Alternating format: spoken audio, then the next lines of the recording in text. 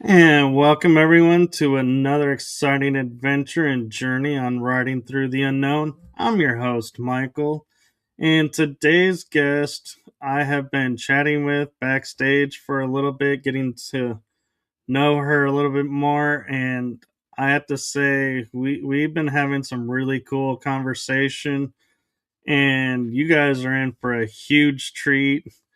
And so I am going to jump right into it, and I am going to hand over the show to my amazing guest, the one, the only, experience extraordinaire, Professor Elizabeth Karp. Thank you so much. Should I just give you a little bit of information about me and a little background? Yes, please. Okay, so I am a trauma therapist, a rape crisis counselor, a sex therapist, a brain spotting specialist. Also, after my near death experience, I took 3 years of energy medicine healing from Cindy Dale. But prior to that, and I love that you have that space stuff on there about secret government space stuff, because my father was NSA and he was killed. So I really always wonder how, he worked at Fort Meade. He did interesting things. We don't know what they were, but I really always wonder how that happened. And then what happened is my mother trafficked me to Florida, and I was then raped, enslaved, and tortured for 3 years by a pedophile. And my stepfather, who happened to be a cop, and my mother worked for the Justice Department. So I was really tortured for 3 years as a child. And then, but I kept my shit together. I don't know how I did it. Part of it is the ability to disassociate, right? Like, and that's part of what's wonderful about healing is you've had some really traumatic PTSD, C-PTSD shit, and all of us have. I mean, it's either we all have a story or we all have some type of abuse or fear, you know? And so if you can take yourself to that place, like with this Navy SEAL training, if you can take yourself to this place where you are able to hold your point, where you have focused attention on one point, you're able to, instead of being like they're punching you in the stomach, they're doing everything they can to get you out of this, because that's Navy SEAL guys fail, is the pull comp challenge. And if you can remain focused on one point, you're able to take the energy and move it to what not only keeps you alive, but helps you manifest what you want, what you need, what's the best thing for your healthiest you, or your highest you in this lifetime, right? And that happens as a result of something that I created called God spotting. And I did it for individuals. I took like brain spotting. And what this does is helps to move the pain or the trauma or the abuse out of your body by helping you to identify it. Like if I hold this up for you right now, where are you feeling I would say feeling it in my it? shoulder over here. Yeah, in your heart, in actually on the other side, not in your heart, but you're in your heart. I'm feeling it like a little bit over here, which is interesting. But yeah, so what we would do then is we would take that heart energy, and we would take it back. Well, first we would take you up. We would take you to a place where you drop all of your stones and all of the pain and anything that holds you back from creating what you desire. We let that all fall to the bottom of the riverbed as you float, as you get clean, as you move into a higher space.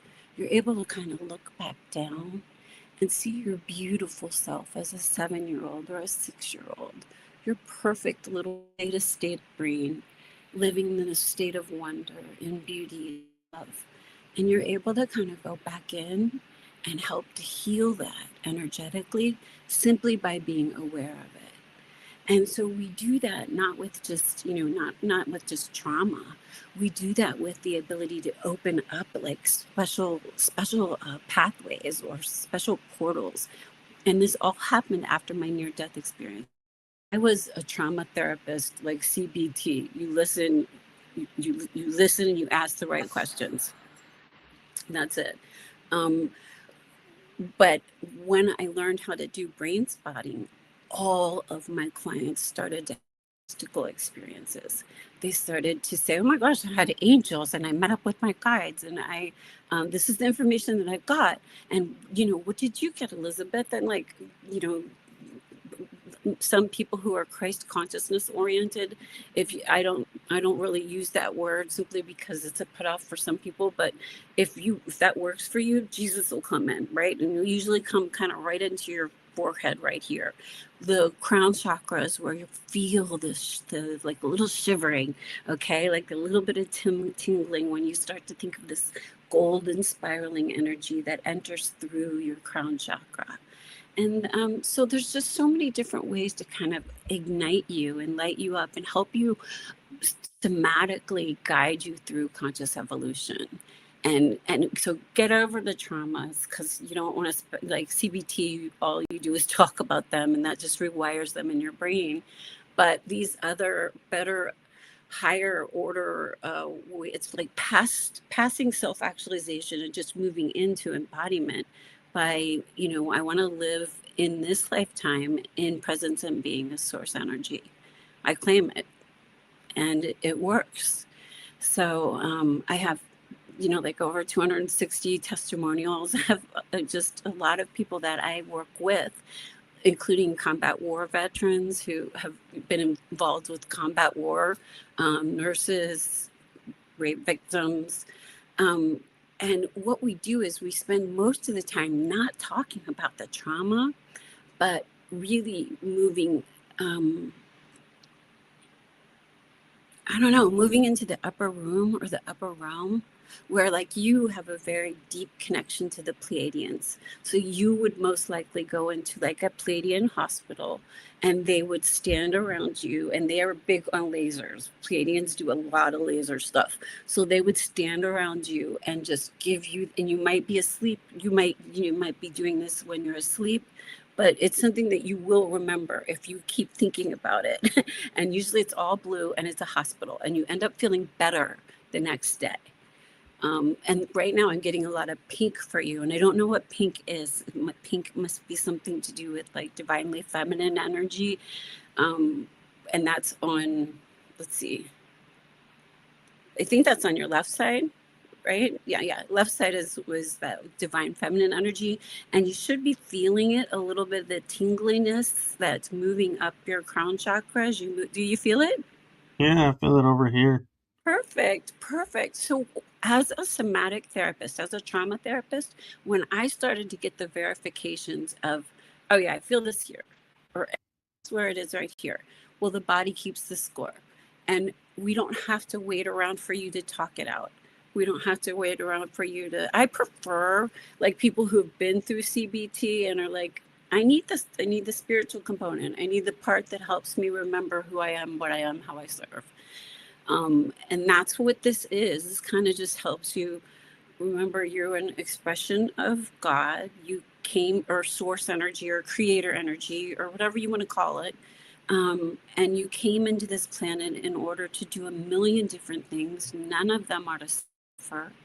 And that now you're born at the perfect time to co create, even though it's super chaotic right now, co create the most beautiful and exquisite manifestation that is awaiting us, because starseeds like you didn't come in and experience this lifetime and all the heart for no reason. I mean, does that make sense? There's a lot of It starseeds who are, it hurts to live right now. It's painful. it does make sense, and I've heard that too, and I've often wondered, because my mind seems to be wired a little bit differently. It's like I view everything third person viewpoint instead of being emotionally. And what I mean by that is if something traumatic happens to me, I'm just like, okay, and able to and be like, process it and everything, but I won't show emotion.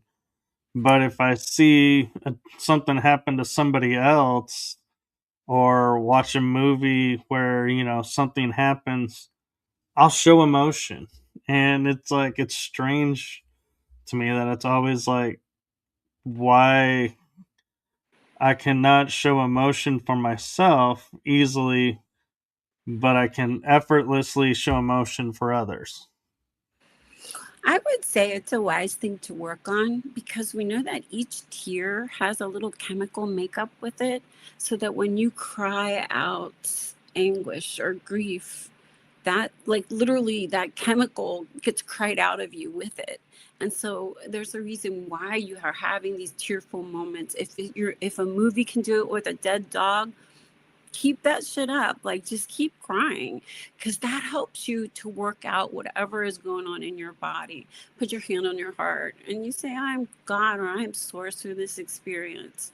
Like, anytime that you're getting like woken up a little bit, or not to put it that way, but anytime you're getting, you know, like angel wings from God, or like feathers from God, or the numbers 1111, like everybody gets the, like, all the synchronicities, you find a penny, pick it up. These are all like these beautiful synchronicities that happen to all of us while we're going through conscious evolution, while we're shifting into that move away from the 3D way of thought into that higher order way of being. And go ahead. You know, I just had this interesting thought pop in my head because, like, you're on Eastern time where I'm on Central time, and talking about like angel numbers. So, like, when we post, like, hey, it's 333, make your wish. Well, it just dawned on me, wait, but Eastern time, it's 433. Yeah, So, you're does it right. not work for them? I Because don't think it it's works not the that way. 333. I don't think it works that way. I think anytime you put good energy into the world, so like you're thinking high thoughts and you're thinking about what can I do to make the world better, and oh look, that number just helps me be that better person. You know what I mean? Like, that's not gonna, like, we're not looking for 666, right? Like, we're looking for 1111. We'll take that one. Right. Like that's what I'm saying is, so when you're kind of look for good, you find it, and it can be uplifting. If you're if you want to be like, yeah, like I don't know, I wouldn't question it. I don't know enough about it to be able to answer that question, because I think time is a man-made or human-made construct, and so it's probably all the same time. We're all at the same time in different layers of existence, is my understanding. So I don't know, if I don't know about time. Well, that, and I'm also curious because, like, we're talking about PTSD, and that's a fairly new thing that still has a little bit of stigma to it and everything. So a lot of people won't come forward about it because they may be in a position where they could lose their job by saying they have it. So how is this a best way to see somebody that's going through that, but to help them step beyond it and try to help them even if they can't go to someone professionally? So I would find someone professionally, and you have the HIPAA law, so that counselor, if they're not a good fit, don't say anything until you feel like this is a good fit and I can trust this person. And but either way, they shouldn't be telling you any your business to anyone. Like, that's illegal. Okay. Oh, no, um, no. I'm meaning, but like, if a guy says works for a company and is experiencing PTSD and goes to the company and says, "Hey, I have PTSD," they may say, "Oh, that's going to interfere with your work, so we may have to let you go." Not that the therapist is sharing their information. Yeah. Well, that's like that would be a comp law. That would be workers' comp. I guess I'm trying to take this question and look at it from all angles. And I think the most relevant one would be that um, that if first of all, we would want that you never want to bring it into the earth. Like it's like which, like words, you never want to bring into the earth anything that doesn't serve you for your highest being. And so, you know, you want to be an optimist. You want to be looking for good because that's how you bring it into the world. If you're, so what I'm saying is like cops who have had who have or firemen who have PTSD. I've worked with them before. I've worked with particularly this great fireman he fought the fires in California with the huge where you fly over, and I mean he was a big deal firefighter, and I can talk about him because I'm not saying his name, and I'm not a trauma therapist any longer. I'm an author and a filmmaker and a person who created Godspotting and an expert witness. I'm an expert witness when it comes to rape and child sex abuse, so I can testify in trials. But on the other side of that, I'm also a minister.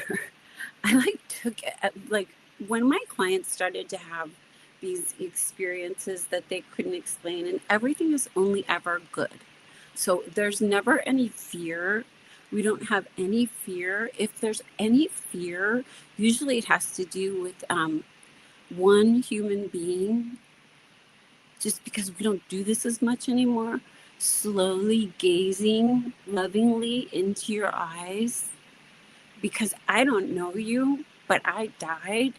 And to me, you're the most beautiful thing in the world. You're like all things like just a beautiful puppy. You're like, you're gorgeous. And that's because I see who you are, what you are, how you serve, right? And so I see everybody as really attractive for the most part. Not everybody.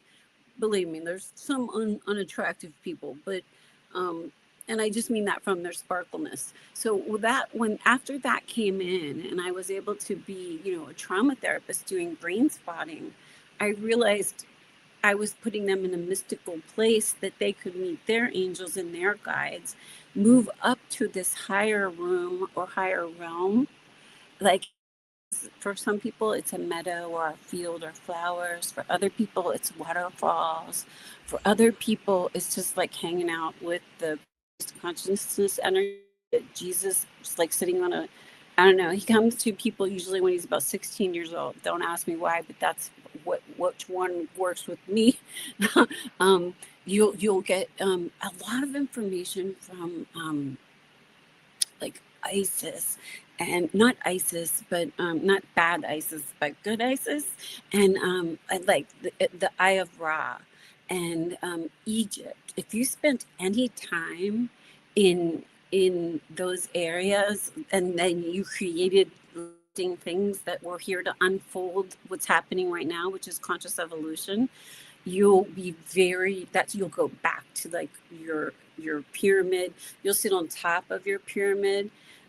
You will like spin around in order to decide which direction you want to move in your future, so that like if you see the love of your life or someone you think that you love, and you want her to come closer to you, you just take your hand and you move like this beautiful kind of translucent bubble of her, and you bring it into your heart gently in. And you can do that with anything. And we want to bring in lots of money and lots just like that right now, like to ask for that, because I think that you had a hard go of it on this life, and I've had a really hard go of it on this life. And it's like I need to sell my book, I need to do these things, and I think we need to have an economy that changes for healers and for people like us who are doing this for, like, there's a whole economy in it that hasn't really been, I don't know, taken advantage of. because these things, work as well as, you can only take CBT so far, but after that, which is just cognitive behavior therapy, talking about things. But after that, you're going to need some more.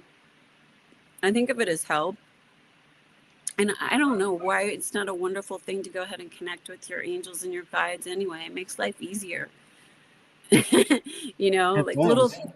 yeah, little things like you might think you spilled your coffee and that's going to make you leave a little bit later, or the dog has to go outside and that might make you leave a little bit later, but you're going to miss the car accident that two cars were ahead of you. Like if you just kind of move in, like my this is what Cindy Dale believes. She believes that all dogs come back in, um, to be like, dogs have soul contracts with their humans. Cats too, but I think cats are really aliens. Like I think cats are like, I'm not sure if they're on the same like unconditional loving area as a dog, because cats are so like, cats are cats. Territorial. Yeah, and they're ethereal. I think of cats as like aliens completely, and octopuses. Like that to me, those two things are beautiful examples of, whoa, they're cool. So anyway, I don't want to keep taking up time. Do you have any questions or anything that would be, useful? Well, I think you brought up 2 points that I think a lot of people hear about in the news, but they don't know what signs to look for to identify if that's somebody in need. And that is, one is the rape victims, because that goes both genders and it's not talked about as much that way. But also the trafficking aspect, how to tell if you're walking by, if somebody sends you a signal, how do you know what that signal is unless somebody explains what that is? And so, if you have any insights into those, Of what we that can would be do. helpful. Yeah. Well, honestly, I believe that the FBI, the NSA, CIA, they already know all of the men who are uh, pedophiles and rapists, because look, there's 64 billionaires who live on Palm Beach Island. They support the main dude who is a rapist and a pedophile. I mean, things that are just like horrific to say and to think, is what is in control of our country right now. And it breaks my heart because um, it hurts. Like for PTSD, like what you're talking about, there's a whole different kind of PTSD from vets, because I've worked with them, and child sex abuse victims or victims of rape. But there's certain things that are the same. Like we either go into like a freeze, or you were saying that you go into a almost like, what kind of state do you go into? What happens when you're afraid or you feel fear? When I feel fear, I just take a moment and look at where that fear is coming from. And then if it's a fear that serves me, then I back off and step away from. But if I realize it's a fear from outside source, then I dismiss it and take whatever action I feel is necessary, because I realize that fear is preventing, not protecting. Exactly. So fear, shame, blame. As a trauma therapist, those are like the three emotions I would kill your body, your vocabulary, in your life. Because fear, anytime I've ever made a decision in fear, it was always the wrong one. Always. Never the right one. And I think you'll get the same answer if you look at, like, if whenever you make a decision in fear. Um, so, I mean, I don't think fear is useful in any way. I think fear only creates more fear. So I never find it to have like, when I'm in my sessions with people, we're at such a trusting place. And that was the only thing I was talking about, is fear, this is kind of looping back to that, is that the only time that you can have a little bit of fear is when we're moving to that space of complete trust and calm and a loving connection with a stranger who I can see God in you because you're sparkly and it's real. Like, you know what I mean? I'm not faking anything. I can see everybody like that. So I can work with everybody. And the main thing is to help you get to the space where you're working with your own guides and your own, and I know you already do this, but like just to weave it, like it helps to kind of weave it so you never have any second thoughts and you go with what you feel, right? Because it's always going to be for your highest good. So what I understand is like what's done in Vegas stays in Vegas. And I understand the same thing is true of like the upper room. What's done in the upper room stays. So what's created in the upper room. So if you're in a high place where you are feeling consciously, let me just give us a little exercise for this, and this will kind of help you do it. So we're going to just take a gold spiraling light and a nice deep breath, and this gold spiraling light, and it's going to come right down through your crown chakra, and it's going to spiral all the way down your spine, all the way through each area of your vertebral column, all the way down through your feet, and deeply for about a foot beneath your feet. This golden spiraling energy is going to go either next to your favorite tree or the tree that's closest to you. And I want the golden spiraling energy to go ahead and go through the roots of the tree and through the thick parts of the tree that lead to the bark. And I want you to spiral the golden energy all the way up the bark and out of the branches, through the leaves that touch your head, and leave you with the golden crown sparkle and the spiraling energy that you can go ahead and keep at home with your hand on your heart and say, I know who I am. I know what I am. I know how I serve. I was born at the perfect time to live a life that is love and joy and money, manifestation, good stuff, right? All right. Thing, you know, and I've seen lots of people, like I have a nurse person who I work with, and anything she wants, she will manifest. It's amazing. And then I've had some people before who, like, believe it or not, Trump man hated women, a lot of misogyny, but just working together, he loves everybody. He wakes up in the morning and he's like, who's looking back at me? I'm an expression of God. I better act like one. Right? Or Right. express as one. He is kind of like, you know, it's interesting. But so that, do you have any questions, or can you see how I kind of work and how I I'm like a great person after CBT, and you just want to get things out of your body, move into through self-actualization and into embodiment, a source. And that's what I like to do. I mean, that's what I was called to do. That's what they said, go do. So, One question I have for you is, did a lot of this work happen before your near death experience and then it after that transformed to what it is now, or was there a catalyst that happened that okay. led to the near death that brought it to So play? this is a killer part of this story. So we know my mother gave me to a pedophile. His name is Paul Belt. I never get a cease and desist in Catonsville, Maryland, because what I'm saying is the truth, and I have hundreds of witnesses and an open SVU case because I never stopped talking about it. And Maryland doesn't have a statute of limitations. Florida is a kind of like a haven for pedophiles and rapists. So they wouldn't help me in any way, even though I begged them. I begged like 40 sheriffs in Florida to help, you know, help me get a case together against this man. But it took Mo Greenberg. I was writing about it on LinkedIn. So I was 50. This was 36 years after the crimes had happened.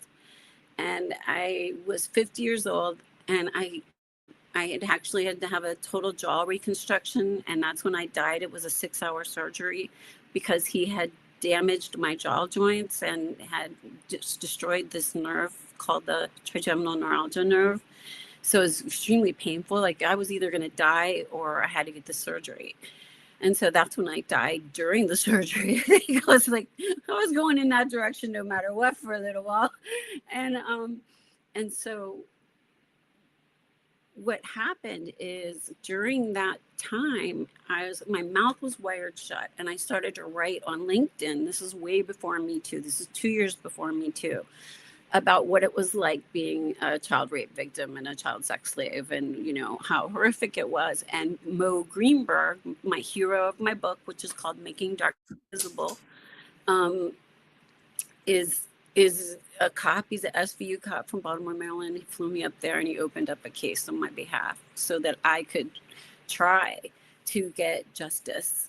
But what's interesting is at the same time, I was going through, okay, so I had to go back and relive the traumas of childhood, which was really hard to do. And I couldn't figure out how to write them. I had to tell somebody. That's why telling storytelling and your podcast is so brilliant, because people need to talk about things in order to help them feel better, and then help them move to the next level of where do you go, right? Because there's other things to do with healing. And so I was very traumatized. I was enslaved, raped, and tortured for 3 years every day.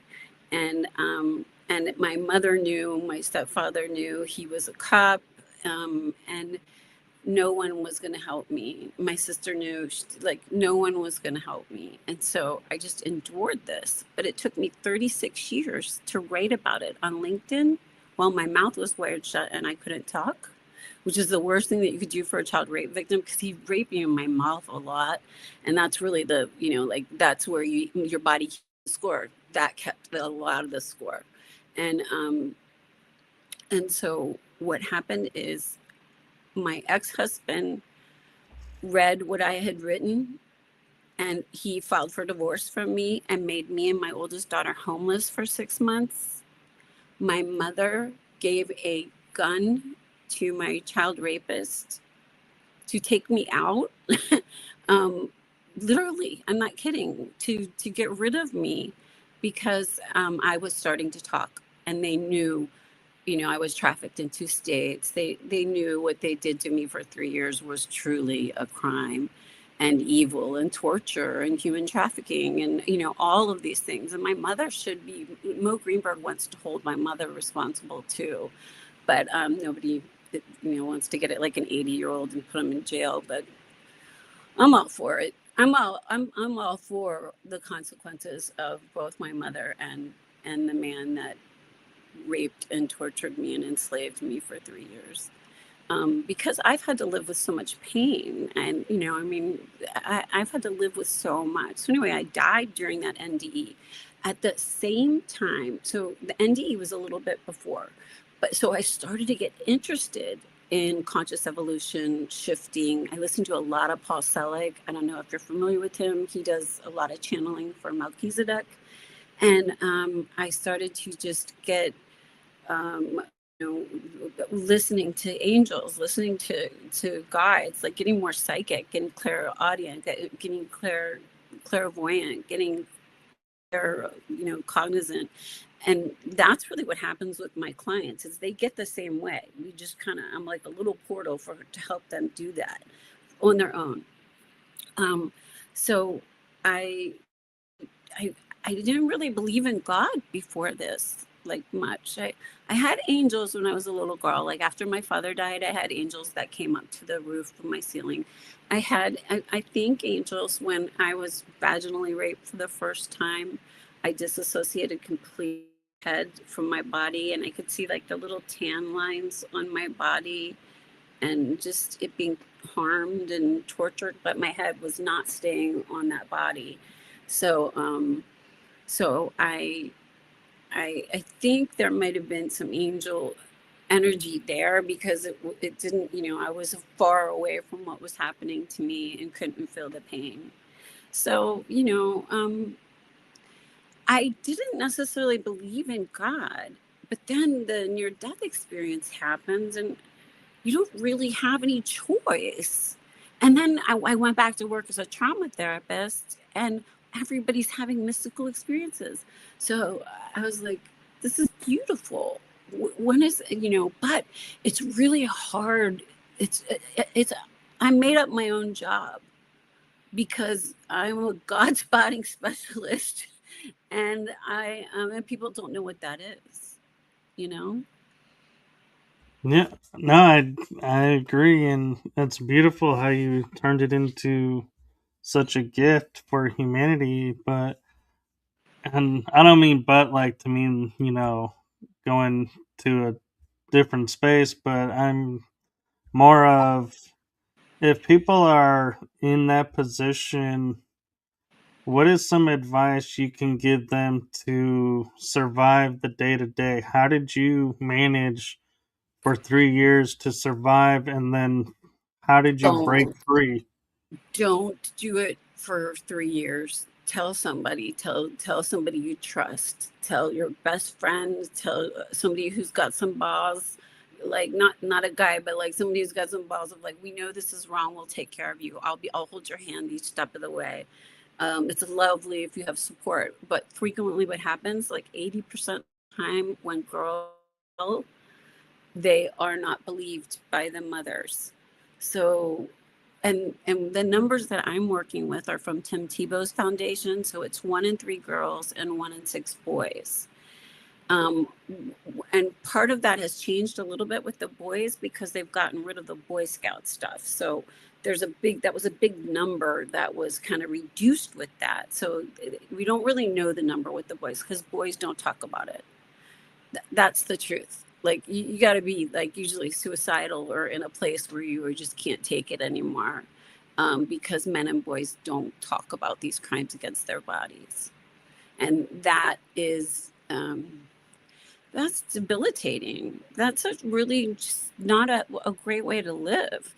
And then with girls and women, 1 in 3, I would suggest that you tell somebody first who believes you and who is going to help you navigate the process. If you don't have anybody, call RAINN, RAINN.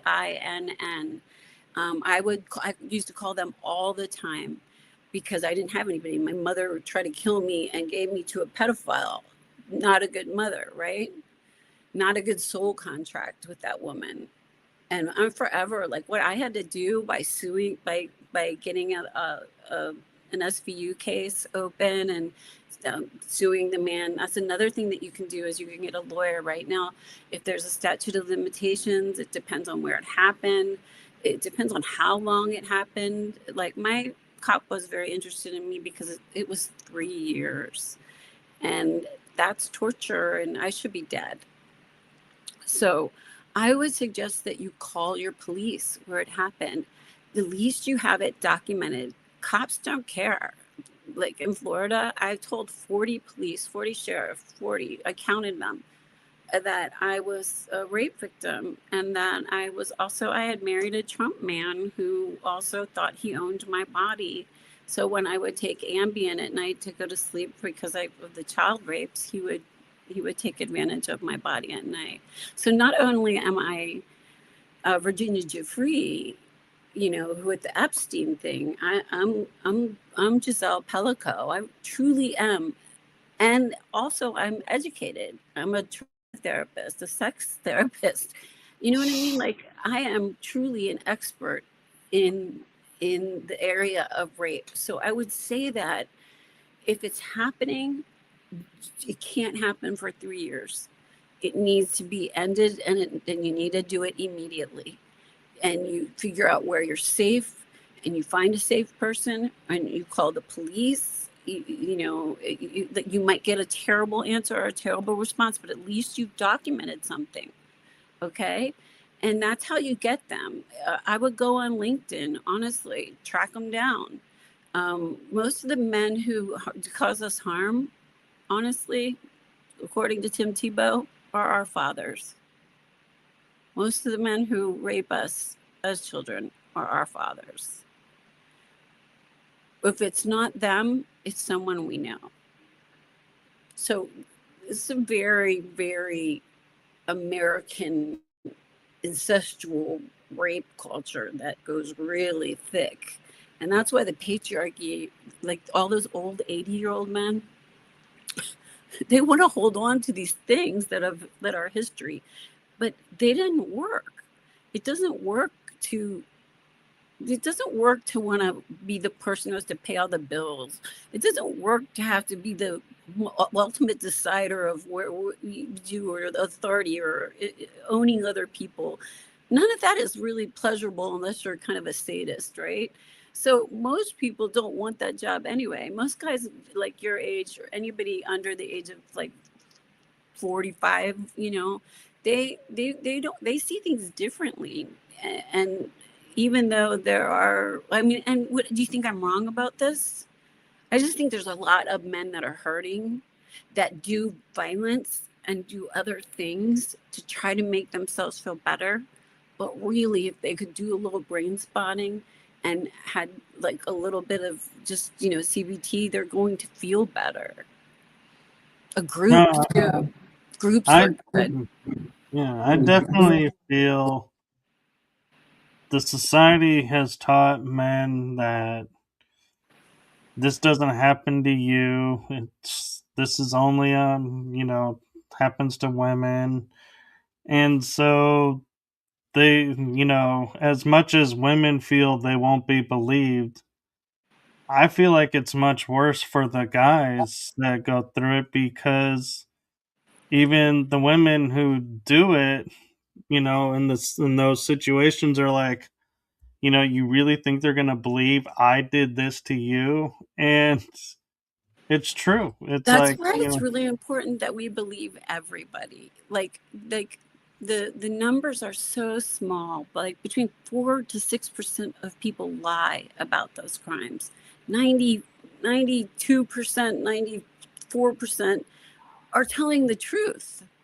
That's a huge number. Most people yeah, wouldn't. I tell you what. What would be beneficial for me to make up being raped, tortured, and enslaved for 3 years, and having to undergo a total jaw reconstruction and trigeminal neuralgia, and cry every day for 36 years, not sleep well at night, have scars that no one can see.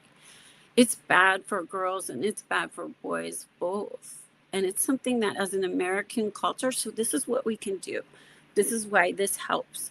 It's so higher, right? Like, we want a world where we don't rape and torture and abuse our children yeah, or each other, right?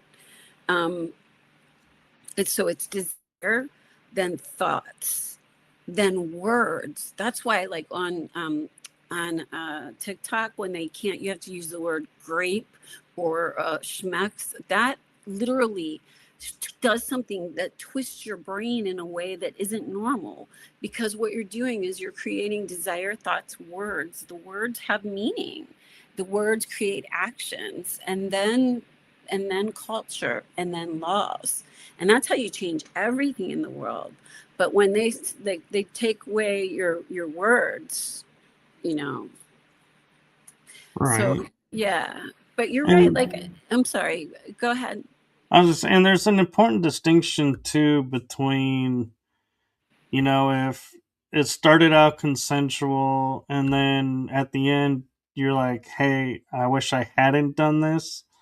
That doesn't, by definition, qualify as being taken advantage of. You made a poor choice. So you can't cry wolf about that and accuse someone wrongly of that. But if somebody It does, doesn't happen. you say It does no and a they lot. keep going, then yes, that qualifies. And so I think that's Yeah. a distinction that needs to be made too, is because we live in a society to where everything that we thought was normal common sense seems to have gone out the window. and you can say and do whatever you want, and there's no consequences, and there are consequences.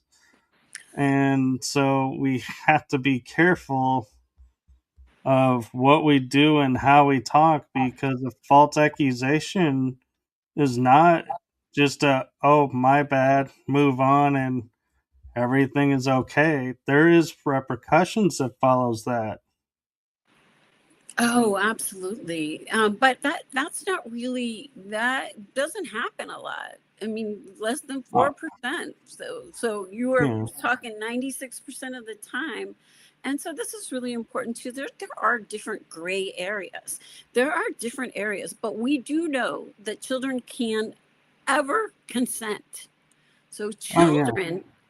children, that's where you stop, right? Yeah. Like I'm if not you're talking about kids. consenting, I'm if talking you're, adults. Yeah. yeah, that's a whole different, if there's alcohol involved, if there's like that for me, I don't, I work with victims and I give coping skills and things like that, but I don't work with the courts in that way.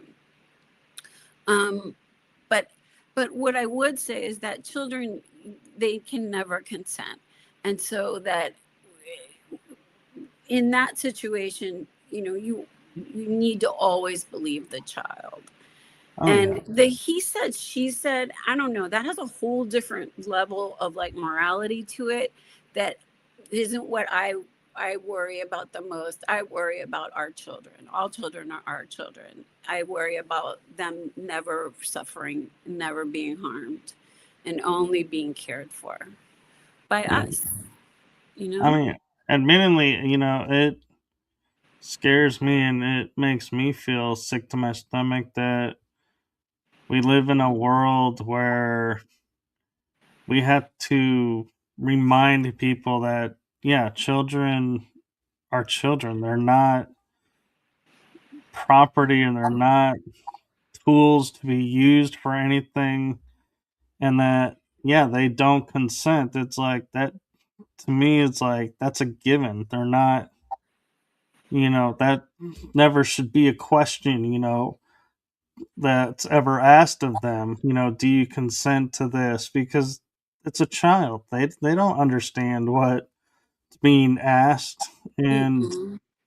it, even if they do understand, depending on who the person is they know, like, you're saying, when it's somebody we know. Well, what's the one thing society teaches us? To respect your elders and listen to the grown-ups. So if the grown-up is telling you this, No, hey, that's so that's, patriarchy. Just because well, patriarchy no, worked but before, like you don't want to do that. I like most yeah, people who have kids now are like, you don't hug somebody, don't hug them. If you don't want to, if that man makes you feel creepy, pay attention to that feeling inside of yeah, you. You know what I mean? yeah, Like, there's a lot of that's where I different was ways. going with it. Yeah. Yeah, Oh, I'm sorry. Go ahead. yeah, I was gonna say, that's the old way, but now it's a world where we actually don't even really have to somewhat even talk about some of these things, because the kids already know. It's like they have a somewhat of a knowing of, hey, this is wrong. This shouldn't, this isn't right. And will stand up for themselves, but we need to give them support to That's keep. rare. Usually what happens is they pick the loneliest kid. They pick the kid whose father's not in the picture. They pick the Right. kid whose mother is working two jobs. They pick that kid. Like that's Right. what That's what happened I in mean. Yeah, Emily. we need to support them and Yeah. create a stronger community bond with the kids, that Yeah. nobody is ever alone. Yeah, I agree with you there. I agree with, well, just, yeah, I agree with you. But like what I would like to do, honestly, is so I live in West Palm Beach. And this is where at Trumpstein, they did all of their shopping for the girls in West Palm Beach. They would go to, like travel trailers or, trailer parks, like where I went. I grew up in a trailer park when my mother took me to Florida and trafficked me in two states. Um, you know, I my book is really good. It's called Making Darkness Visible. So you want to make sure that, like, because it's got healing things in it. But I would think that what Florida should do, because we have 64 billionaires that live on Palm Beach Island, and that's during the seasons. You know what I mean? That those are oligarchs. Those are all the oligarchs who are in charge of our country right now. If we just, kind of taxed them and help them create centers, and we should have centers like veterans do, but better.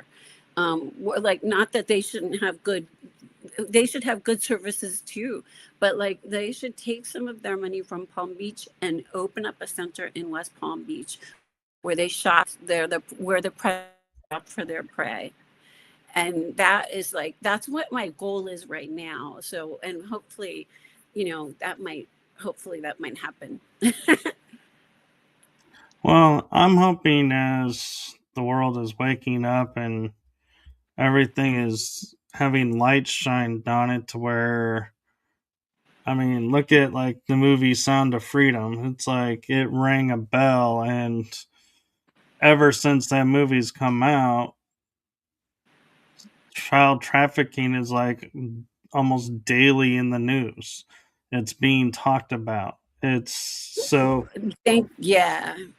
so, I feel like we're turning a corner in our society and in our world of those people that are doing this are going to find it harder and harder to live, which is exactly the point. They shouldn't They be should be in jail. living that way. And Yeah. so, They just have a lot of money. That's what's kept them out of jail. But just, right. that's not okay. You know, if you do bad things to children and women, you need to pay for it, Yeah. And especially I in this mean, lifetime. yeah. And I even read somewhere, and I feel like this is the truth is even the worst criminals that have committed the worst crimes that are in prison, when they hear that somebody did something to a child, They take they care of it. will go and make their life hell and I are love like, that. you crossed the line. And it's like, I how love is that. it? I wish Yeah, everybody felt that way.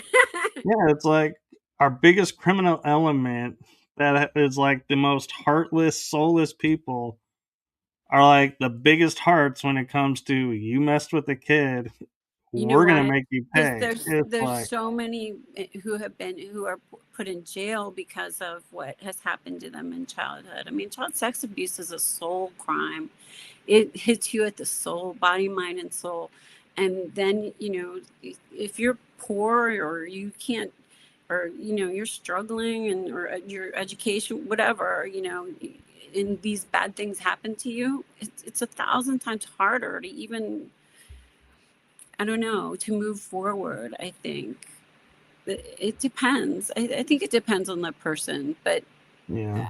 I have one client who was raped regularly by an older uh, half brother, and I don't know if he's ever going to be okay from that. We're just friends now. We don't work together anymore because he needs a little bit different stuff than what I do, but he I his soul, it's a soul crime. It's a soul crime. And so, I can see that, you know, but the best way to heal it is to do exactly this. Find out where you're keeping it in your body and then let it blow away. Or let the water, think of yourself like God. I am in God, I am of God, I am as God. Think of God as water.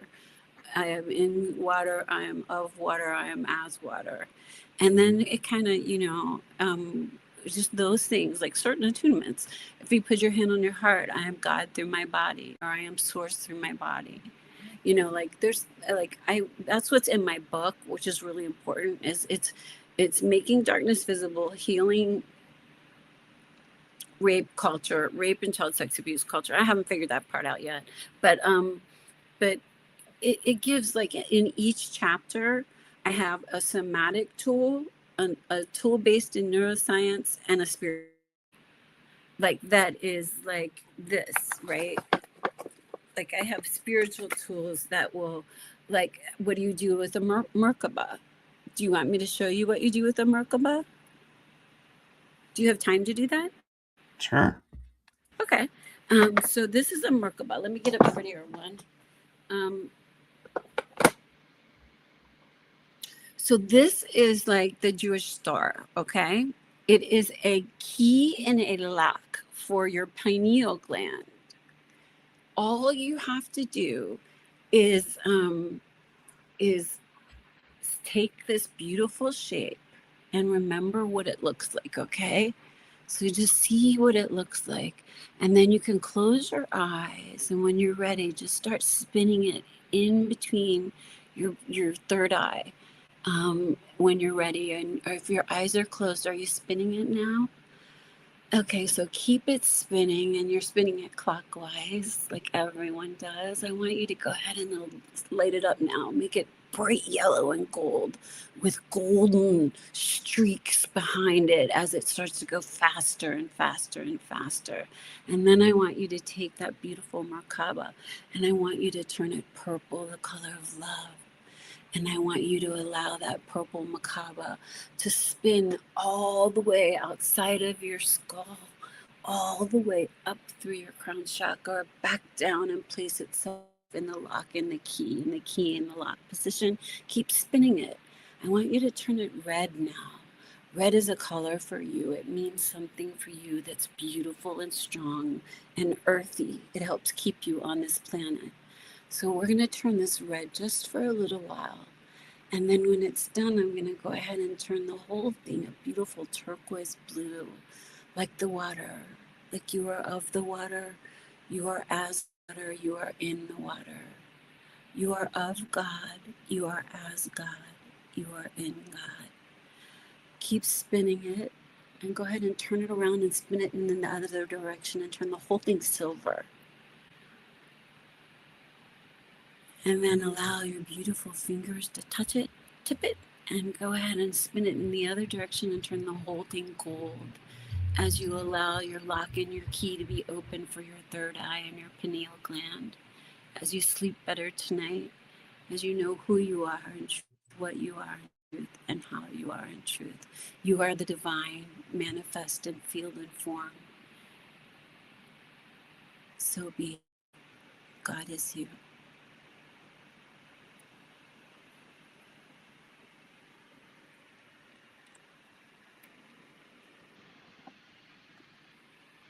That was interesting because at one point, when you were saying like turning it, it's like my face was like starting to heat up, and then when we went to the blue, it's like, okay, now we're gonna cool off, and it was like, ah, that Oh, feels better. so that's so cool. So you really did feel it. That's very interesting. You're the first person who's ever told me that. Like usually people tell me they get tingles, but you with the red came in and red never comes in. So red is a very important color for you right now. It has something to do with dragon energy. It has to do with like Chinese New Year. I don't know, maybe I could be wrong, but it's dragon energy. And dragon energy is always clean. So when there's chaos, you'll get dragon energy that comes in to clean up any of the mess of old problems that you've had, of old trauma, of old pain. And that's why that red came in. And I didn't know what to do with it. I think if we worked together more, I would have figured out a way to get that, because there was definitely a dragon there. And Oh yeah. I don't, did you see anything? Oh, I could see the colors and I could see the sparks coming off of the Merkaba doing its thing, and then yeah, I could see when we like were shifting it and kind of like the birthing of the energy. It was like, yeah, I could see like the alchemy of the dragons of each element merging their energies into a single point, and then one, like we would say, avatar dragon rose up and was like, So you this were working is, with dragons here? Yeah. And then I'm brought up Red Dragon. That's pretty wild. That's synchronicity. That's our guides. So that's wild. So you literally, but you also did a sacral, you did a not a sacral cleanse, but you did a whole chakra cleanse with your dragon. It sounds like you did a whole, I don't know. It's just what it feels like to me.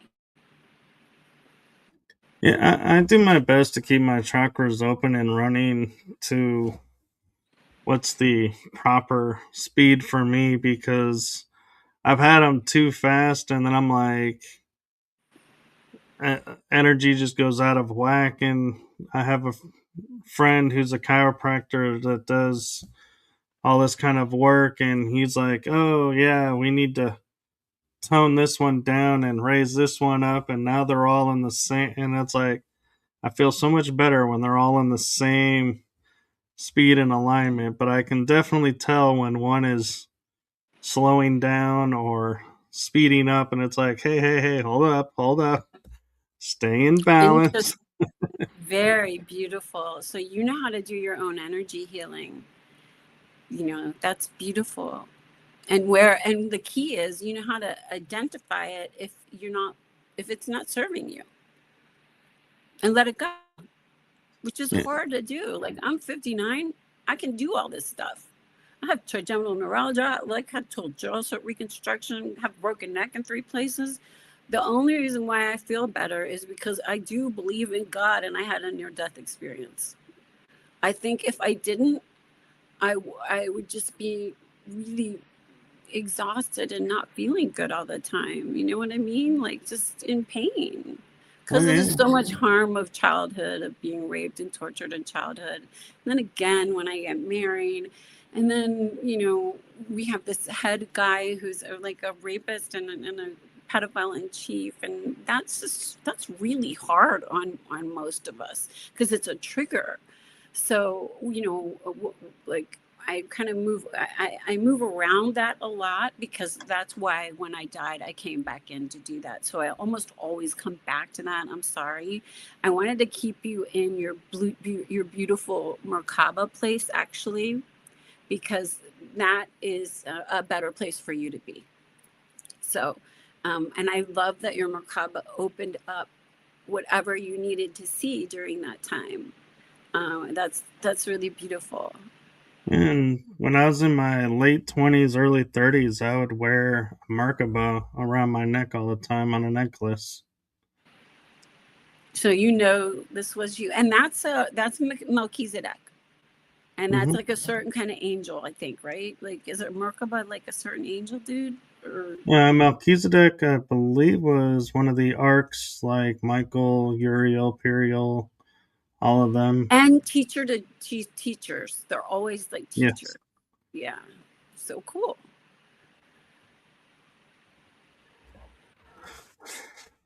So I'm kind of curious too, a little bit with, you know, a lot of people had different type of near death experiences and like different memories of different aspects of it. So my question to you is around yours is, do you feel like yours was like a catalyst point that was like, okay, this is the 0 point for the new you. We're starting you over and going I forward. I burned the old life down, literally. Like, I was homeless for a little while because my ex-husband was so cruel. And then I got divorced, and then my mother tried to kill me. And then all my friends left me. Like, I only had 3 friends to begin with because I'm, kind of selective, but they all left me. And they were all from the time of, like, when I knew when I was being abused. 2 of them I both knew when I was being abused in childhood. So I knew them that long. But once I got involved with the cops, everybody was very strange. And even my own mother was like, I'm not going to jail, like anything, like afraid. They were afraid for what they had done to me. They Right. really broke the law, and they committed horrific crimes for 3 years on a little girl's body. And so, you know, that that trauma, I mean, not everybody has that degree of trauma, right? But we all have a story. We all have something that has happened to us, and it doesn't necessarily have to be child sex abuse or rape or anything like that. It can just be like really bad parents, really like a shitty father or a shitty mother, and just really like just chopping up when you need to be loved and accepted for who and what you are. Most parents, this is the way I really believe right now, that if you raise your children in a way that lets them know that they are so deeply loved, and that they might go through ups and downs, and they might not always look pretty compared to what you want or what you might have wanted for them, but that I don't know, that you really rise by just it has something to do with like the divine feminine rising right now. It has something to do with being half your mother, half your father, and all source energy, and just allowing that energy to kind of guide you and be responsible for it. Does that make sense? It does. It's the time of the equalizing, and those that can, I feel like that can handle both the sacred masculine and sacred feminine will rise and, become their true nature and their true selves. Where those that are like, hey, I'm only going to embrace the divine feminine, or I'm only going to embrace the sacred masculine, they're going to fall to the wayside and be like, either disappeared, or they'll go somewhere else, or they just won't be No interacting with the duality. same. Yeah. Duality is not going to work anymore, because we're all one. We're all expressions of the creator. We're all wrapped in skin, and we came for these really interesting experiences, even if they feel shitty sometimes, and it's really hard right now to incarnate. um, and what we're doing to Gaia, and like the food that we eat, and it's like all consumptive. The corruption that has impacted us. So anything that you can do, even if it's just kind of like smiling at people and lifting energy, when you're responsible for that higher energy, people come with you, and you're like a light. You have a show and an opportunity and a network to be able to grow that and just create that. And that's like telepathy, which is happening for all of us anyway. um I don't know, it's just I did not believe in God, I think, for a long time, and then I had my near death experience, and I couldn't not believe in God, because I was like, shit, I guess I have to go back and take care of my kids. And okay, no problem. I was laughing about writing a book. I'm like, no problem. I can write a book about child sex abuse. No problem. I can do that. And I'll end this. This is something we can check off the list. And in my family, like literally in my family, I burned it to the ground. And I did, forever. And like, there will never be incest. There will never be any other crimes against children in my family. You know what I mean? Because I took it apart so much that I don't have a mother anymore. I don't have a sister. I don't have those old friends. You know, they blamed the victim, and that happens a lot. Yeah. Um, when yeah, it happens a lot more than what you would think. But and that makes it hard. That's where you need rain, and you need groups. There's groups like I'm ready to start in West Palm Beach groups to for survivors, because there's so many of them, and just sharing helps you feel better, you And know. an interesting factor, that I'll bring up, because I'm kind of surprised, it just dawned on me all this time we haven't talked about, we talked about family or somebody, but it also was, what, well, I say was, is probably still in effect, rampant in the church and religion. And the church's answer, they would always be like, oh, well, we punished him by, removing him from where he was. And so you Mhm. think, oh, justice has been done. Where all they did was they put him somewhere else.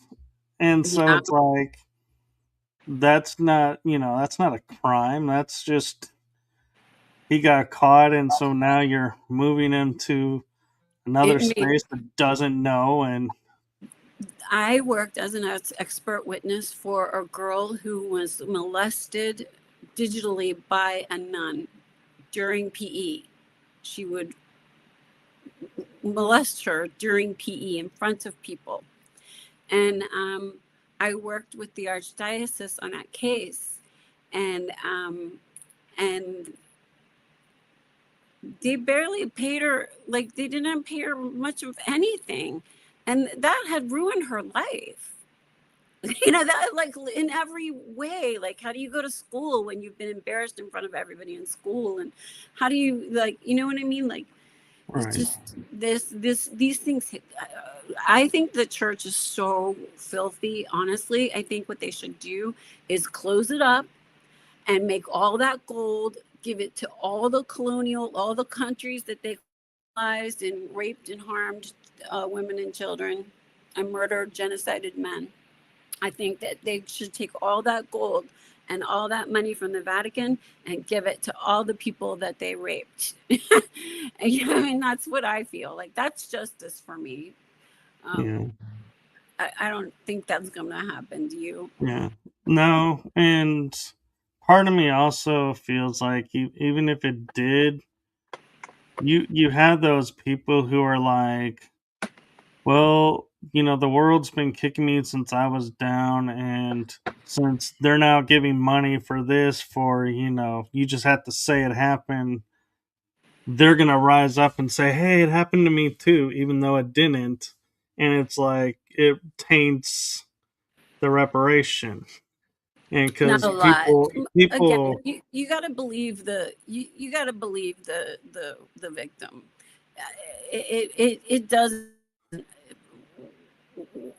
Usually, what happens is a person's gotten away with transferred so many times he's raped hundreds of kids. I mean, that's the more likely, instead of being like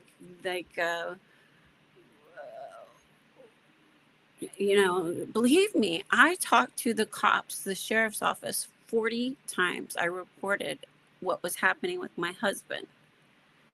And 40 times they either put me in handcuffs, laughed at me, took me to a mental institution, because I said also that I had a near death experience and I was clairvoyant, clairaudient, I wouldn't, any minor thing, you know what I mean? Like, that shouldn't have gotten me hospitalized, but my ex-husband had deep connections, and they just threw me, they wanted me to shut the fuck up. So believe me, my experience with talking has been, they don't want you to talk. And that has been part of the problem, is by saying, oh, well, if you say this, you're going to ruin his life. I was a sex therapist in Ponte Vedra Beach County.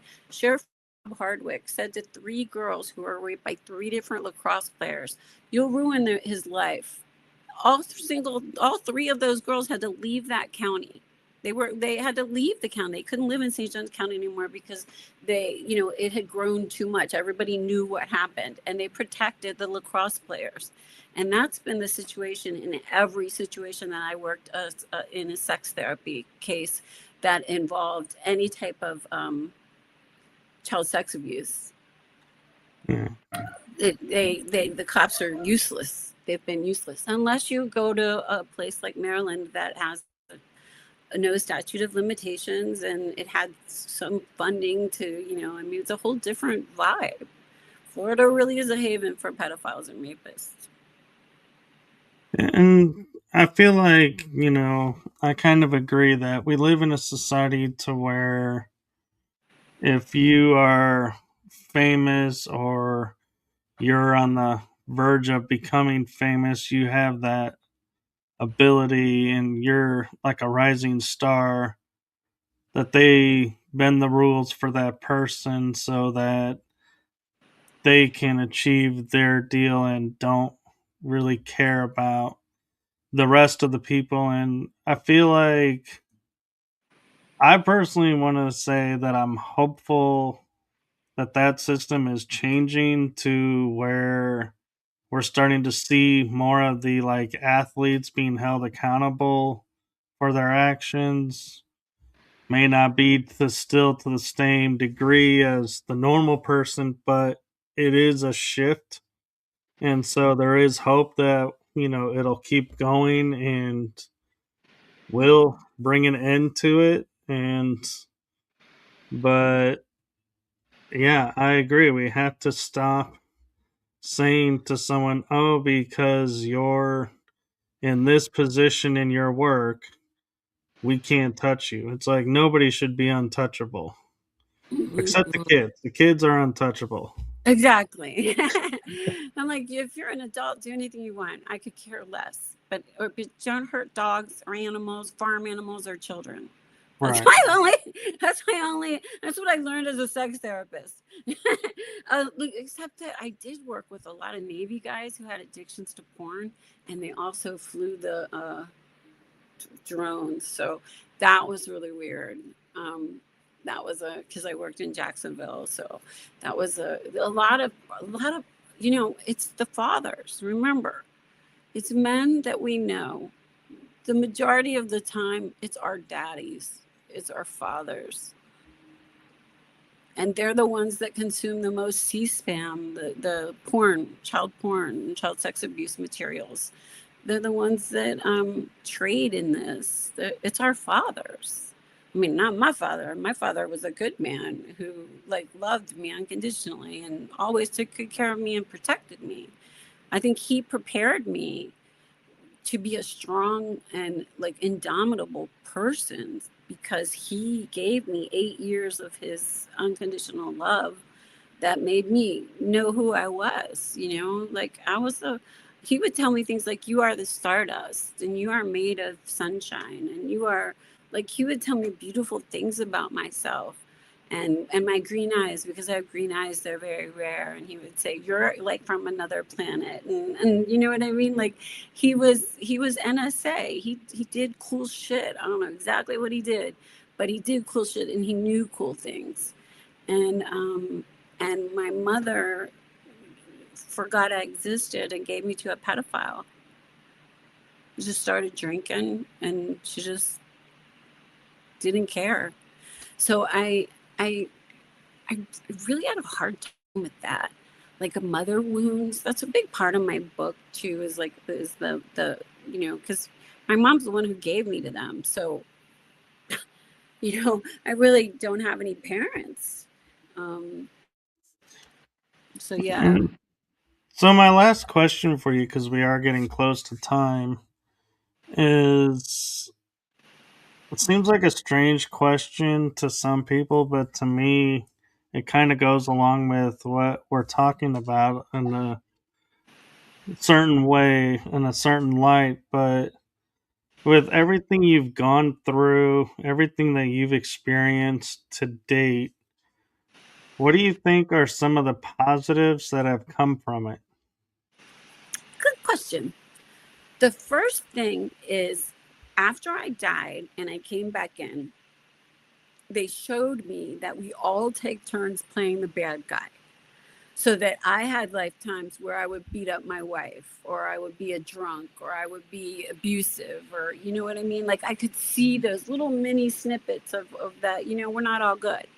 And because I must have had that in my head that, well, only good is good, right? Not, but we all take turns being the bad guy. And so I think that's really important for judgment, because there is no evil man.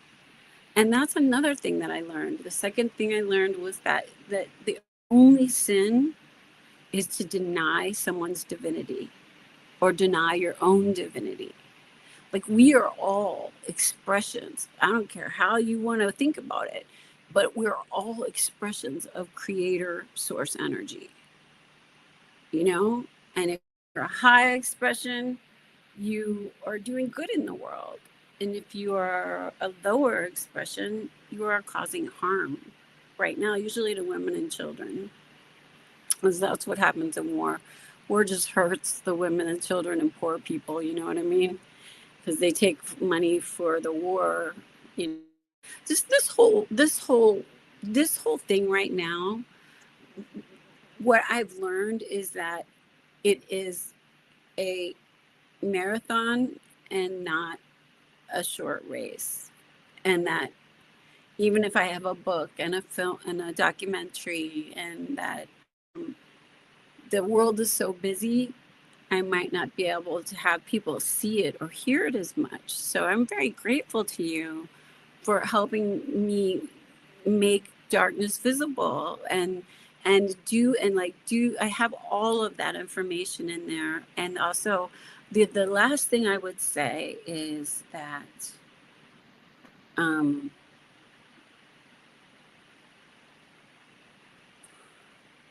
to recognize God in self and others. Just start kind of seeing, ooh, there's a sparkle there. There's sparkles. I don't know. Just to feel it. And you in particular, you have really good probably ability to see arc fields, and just because you'll be I don't know, that just gives you an elevated way of being, another tool to use. So, but thank you so much. I think that's it. Never deny the divinity in self or another. That's really the only sin. And we're all divine. We're all divine light beings. Yes, I agree, and thank you for that. And so, if people wanted to check out your book, is your book published yet? It's not published yet. Okay. I'm editing. I need a publisher, and I also need $8,000 for an EP for my documentary. So if anybody is interested in helping me get this, it's really, the book is a healing from rape and child sex abuse and C-PTSD, and it gives you tools to heal. So it's not like the body keeps the score, where it's just like, yeah, the body keeps the score. It says, and these are the 6 things that you're going to do if you want to feel better, you don't want to hurt, and we want to learn from this and not feel this way ever again, because it doesn't serve us, right? So we move on. um, and so I would say that is really the most important thing, is to see the divinity in then you lose everything that's negative, falls away when you know that there's a divine being having a human experience in front of you, who might be having a really shitty day or fuck something up, or isn't the best, is the highest energy. You can lift that energy by being the lighthouse or the beacon of good that you are, because you know who you are, what you are, and how you serve. And I just had a thought that popped in my head, and I'm curious your thought on it. Is, being from the point of view of the therapist and, experiencer, how do you keep from getting stuck in the trauma and the story? Oh, well, I did a ton of work. I did a shit ton of work. I tried every kind of modality for mental health that you could try, literally. If it's out there, I did it. Because I'm the kind of person that if I read a book or I go to an experience, I'm going to remember it and share it with you, right? If it works, that's just who I am as like a teacher. But I, oops, I dropped. Tell me what the question was really quick. It was, how do you keep from getting stuck in the story and trauma? That's interesting. So that's exactly what happens, is you will get like a tiny flashback. And that's how you can tell when you're talking to people who have trauma, if they drop for a moment, and they just like, they might get swallowed by the history of what happened without even putting it all together, right? Um, and then you just come kind of back into it. I'm super compassionate, and I kind of like,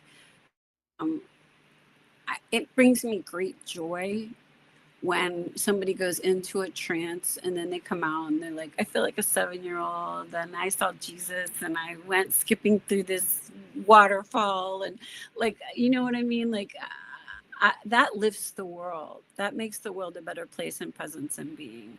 And so the more I do it, the more healing it is. And then people can share that. Like, I think energy healers and people who are folks who are who haven't found an economy yet to like mental health professionals, they all want a way to bring a spiritual tool into it. That's what brain spotting and God spotting is. But I say healers use this, energy healers, anybody. It's like a tool. And I'm going to put a class together so that, because like the things that I gave you, anytime you're feeling a little anxious or a little tripped up, put that cube back in your head and spin it a little bit and remember, oh my gosh, I am God. You know, or I'm a beautiful expression of God, or whatever you want to call it. But yeah, I hope that answers the question. It does. Thank you. And the only thing left is I do have a message for you, and that is from my heart and the heart of my shows to you. Thank you for what you're doing for humanity. It's Well, seen, felt, and heard. yes. Well, thank you. It takes earth angels to do this stuff, right? Like, and we signed up for it, so it better happen during my lifetime. That's all. I've got a job to do, and I came back in, and it's like hard when you tell people, like, when I'm applying for jobs. Because I sold my house to write the book and to do the documentary, and so I need a job. And so they don't understand. They don't know what to do with, well, yeah, I had a near death experience and this, it doesn't come off well. So, Oh, I'm trying to like figure out, well, what do I do again? Because I don't want to only do like CBT. That's so boring and anything done. So hopefully we'll get some more clients coming my way. yes, and more opportunities arise. So, Yes, and I'm so grateful and honored to see you, dear soul cousin. I know who you are, what you are, and how you serve. And thank you for your delightful energy that you brought with you today. thank you. Okay. Okay, so thank you to everyone who was watching and I'm participating in Elizabeth that room. Karp. I forgot to say that, elizabethkarp.com. And then I'm also on LinkedIn and TikTok and Facebook under Elizabeth Karp, or the United States of Consciousness. Sorry, I wanted to tell you that because I do want to sell my book. Yes. Well, I was going to say is you can find, the links to find you that you provided are in the description. So if anytime you're watching this and you want to connect with her, it is in the description. So, feel free to message her and get some insights. And thank you to everybody. And make it a wonderful day. And I'm a little bit off my game because I don't do shows on a Monday afternoon, and so I'm used to like have a great night, and it's not the night, and it's the beginning of the week, and so I'm like, yeah, the verbiage is like, wait, I might I'm have not used said, to this time frame. yeah, but I put you in a little tiny trance. So just let that energy be fun, be filled with wonder. You know what I mean? The Oh little yeah, trance will hang on. So, you'll get a good night's sleep tonight, and then new thoughts come in the morning, and we'll do a beautiful purple bubble of protection all around you. That only good things come in and bad things bounce off. Okay? I like that. And it's funny you say, have fun with it, because I did a show on Friday and we were talking, and she mentioned, like being in the rural areas, and I was like, oh, like Future Farmers of America, and I go, yeah. And so we started and I started, seeing in my head Peanut from Jeff Mhm. Dunham, and going FFA, fa. We started making like jokes, and like we were kind of like livening up the show by going, yeah, and if ever you're getting down, just remember, you can be a card carrying member of fa. So yeah, I try to bring out my fun side as much as I can. Go silly. I totally think like God has a sense of humor. That's the other thing. God has a sense of humor, and and and loves you like dogs love you. Yeah. They, unconditionally adore you. So enjoy and feel beloved. Don't don't forget that you are divinely connected to source, and that never goes away. And you can channel more in on the days that you need it. Thank you. And that's the best way to end this. And so, with that, I think we're going to say good afternoon and switch out to the outro. And everyone, enjoy the rest of your day. And I will see you on the rest of the episodes that I have this week on Tuesdays and Wednesdays. So, bye bye, Thank you. everyone. Bye bye. Thank you.